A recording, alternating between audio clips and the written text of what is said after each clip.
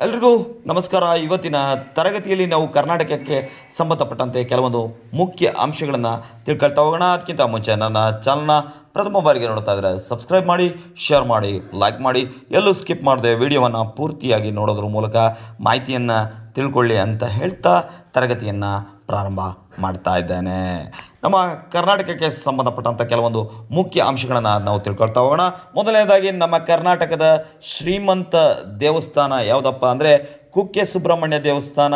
ಈ ಕುಕ್ಕೆ ಸುಬ್ರಹ್ಮಣ್ಯ ದೇವಸ್ಥಾನ ದಕ್ಷಿಣ ಕನ್ನಡ ಜಿಲ್ಲೆಯ ಸುಳ್ಯ ತಾಲೂಕಿನಲ್ಲಿ ಬರ್ತದೆ. ಇದು ನಮ್ಮ ಕರ್ನಾಟಕದಲ್ಲಿ ಅತಿ ಹೆಚ್ಚು ಆದಾಯವನ್ನು ಮಾಡುವಂಥ ದೇವಸ್ಥಾನ, ಶ್ರೀಮಂತ ದೇವಸ್ಥಾನ ಅಂತ ಹೇಳಿದ್ರೆ ತಪ್ಪಾಗಲಾರ್ದು. ಎರಡನೇದಾಗಿ ನಾವು ನೋಡ್ತಾ ಹೋಗೋದಾದರೆ ನಮ್ಮ ಕರ್ನಾಟಕದ ದೊಡ್ಡ ದೇವಸ್ಥಾನ ಯಾವುದಪ್ಪ ಅಂದರೆ ನಂಜನಗೂಡಿನ ಒಂದು ಶ್ರೀಕಂಠೇಶ್ವರ ದೇವಸ್ಥಾನ ಏನಿದೆ ಅದು ಕರ್ನಾಟಕದ ಅತ್ಯಂತ ದೊಡ್ಡ ದೇವಸ್ಥಾನ ನಂಜನಗೂಡಿನ ಶ್ರೀಕಂಠೇಶ್ವರ ದೇವಸ್ಥಾನ. ಇನ್ನು ನಮ್ಮ ಕರ್ನಾಟಕದಲ್ಲಿ ಮೊದಲು ವಿದ್ಯುತ್ತನ್ನು ಕಂಡ ಸ್ಥಳ ಯಾವುದು ಅಂದರೆ ಬೆಂಗಳೂರಿನ ಒಂದು ಸ್ಥಳ ಏನಿದೆ ಅದು ನಮ್ಮ ಕರ್ನಾಟಕದಲ್ಲಿ ಮೊದಲು ವಿದ್ಯುತ್ತನ್ನು ಕಂಡಂಥ ಸ್ಥಳ ನಮ್ಮ ರಾಜಧಾನಿಯಾದಂಥ ಬೆಂಗಳೂರು. ನಮ್ಮ ಕರ್ನಾಟಕದ ಚಿಕ್ಕ ಜಿಲ್ಲೆ ಅಂದರೆ ವಿಸ್ತೀರ್ಣವನ್ನು ತೆಗೆದುಕೊಂಡಾಗ ನಮ್ಮ ಕರ್ನಾಟಕದ ಅತ್ಯಂತ ಚಿಕ್ಕ ಜಿಲ್ಲೆ ಬೆಂಗಳೂರು ನಗರ ಆಗ್ತದೆ.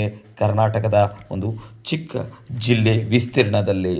ಇನ್ನು ನಮ್ಮ ಕರ್ನಾಟಕದ ದೊಡ್ಡ ಜಿಲ್ಲೆ ಅಂದರೆ ವಿಸ್ತೀರ್ಣವನ್ನು ನಾವು ತೆಗೆದುಕೊಂಡಾಗ ವಿಸ್ತೀರ್ಣದಲ್ಲಿ ದೊಡ್ಡ ಜಿಲ್ಲೆ ಬೆಳಗಾವಿ ಅಂತ ಹೇಳಿದ್ರೆ ತಪ್ಪಾಗಲಾರ್ದು. ಇನ್ನು ಕರ್ನಾಟಕದಲ್ಲಿ ಹೆಚ್ಚು ಅರಣ್ಯವಿರುವಂಥ ಪ್ರದೇಶ ಪ್ರದೇಶ ಯಾವ ಜಿಲ್ಲೆ ಆಗುತ್ತಪ್ಪ ಅಂದರೆ ಉತ್ತರ ಕನ್ನಡ ಜಿಲ್ಲೆ ಏನಿದೆ ಇದು ಅತ್ಯಂತ ಹೆಚ್ಚು ಅರಣ್ಯವನ್ನು ಹೊಂದಿರುವಂಥ ಜಿಲ್ಲೆ ಅಂತ ಹೇಳಿದ್ರೆ ತಪ್ಪಾಗಲಾರ್ದು.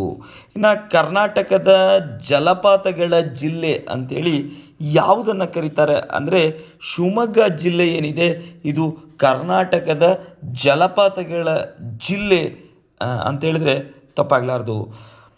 ಇನ್ನು ಕರ್ನಾಟಕದಲ್ಲಿ ಹೆಚ್ಚು ಸಾಗುವಳಿ ಭೂಮಿಯನ್ನು ಹೊಂದಿರುವಂಥ ಜಿಲ್ಲೆ ಅಂದರೆ ಹೆಚ್ಚು ವ್ಯವಸಾಯಕ್ಕೆ ಯೋಗ್ಯವಾಗಿರುವಂಥ ಒಂದು ಭೂಮಿಯನ್ನು ಹೊಂದಿರುವಂಥ ಜಿಲ್ಲೆಯನ್ನು ನಾವು ನೋಡ್ತಾ ಹೋಗೋದಾದರೆ ಕಲಬುರಗಿ ಜಿಲ್ಲೆ ಏನಿದೆ ಅದು ಕರ್ನಾಟಕದಲ್ಲಿ ಅತಿ ಹೆಚ್ಚು ಸಾಗುವಳಿ ಭೂಮಿಯನ್ನು ಹೊಂದಿರುವಂಥ ಜಿಲ್ಲೆ ಅಂತ ಹೇಳಿದ್ರೆ ತಪ್ಪಾಗಲಾರ್ದು. ಇನ್ನು ಕರ್ನಾಟಕದಲ್ಲಿ ಅತಿ ಕಡಿಮೆ ಅರಣ್ಯ ಪ್ರದೇಶವನ್ನು ಹೊಂದಿರುವಂಥ ಜಿಲ್ಲೆಯನ್ನು ನಾವು ನೋಡ್ತಾ ಹೋಗೋದಾದರೆ ವಿಜಯಪುರ ಜಿಲ್ಲೆ ಏನಿದೆ ಇದು ಕರ್ನಾಟಕದಲ್ಲಿ ಅತಿ ಕಡಿಮೆ ಅರಣ್ಯ ಪ್ರದೇಶವನ್ನು ಹೊಂದಿರ್ತದೆ. ಇನ್ನು ಕರ್ನಾಟಕದಲ್ಲಿ ಅತಿ ಕಡಿಮೆ ಸಾಗುವಳಿ ಭೂಮಿಯನ್ನು ಹೊಂದಿರುವಂಥ ಜಿಲ್ಲೆ ಕೊಡಗು.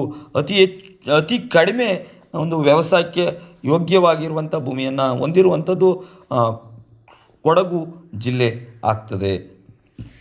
ಇನ್ನು ನಮ್ಮ ಕರ್ನಾಟಕದಲ್ಲಿ ಅತಿ ಹೆಚ್ಚು ಸಾಕ್ಷರತೆಯನ್ನು ಹೊಂದಿರುವಂಥ ಜಿಲ್ಲೆ ದಕ್ಷಿಣ ಕನ್ನಡ ಜಿಲ್ಲೆ ಏನು ಮಂಗಳೂರು ಏನಿದೆ ಇದು ನಮ್ಮ ಕರ್ನಾಟಕದಲ್ಲಿ ಅತಿ ಹೆಚ್ಚು ಸಾಕ್ಷರತೆಯನ್ನು ಹೊಂದಿರುವಂಥ ಜಿಲ್ಲೆ ಆಗ್ತದೆ ದಕ್ಷಿಣ ಕನ್ನಡ.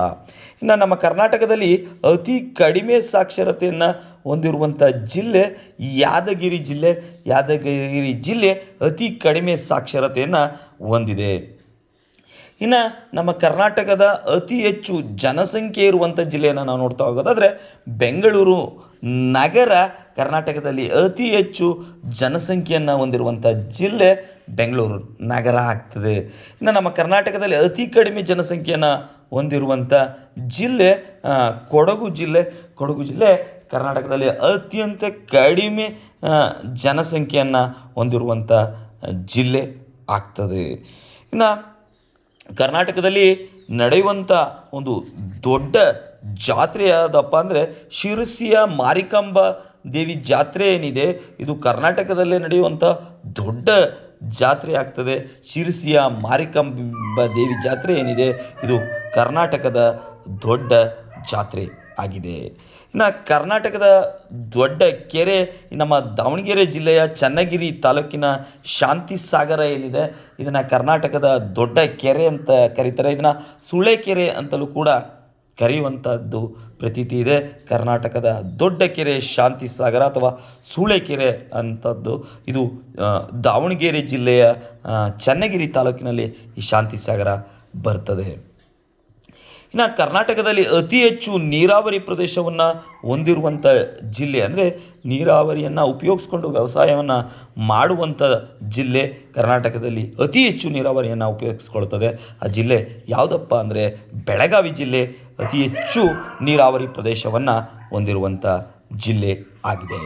ಇನ್ನು ಕರ್ನಾಟಕದಲ್ಲಿ ಅತಿ ಹೆಚ್ಚು ಮಳೆಯನ್ನು ಪಡೆಯುವಂಥ ಜಿಲ್ಲೆ ಉಡುಪಿ ಮತ್ತು ಶಿವಮೊಗ್ಗ ಜಿಲ್ಲೆಗಳು ಕರ್ನಾಟಕದಲ್ಲಿ ಅತಿ ಹೆಚ್ಚು ಮಳೆಯನ್ನು ಪಡೆಯುವಂಥ ಜಿಲ್ಲೆಗಳಾಗಿದ್ದಾವೆ.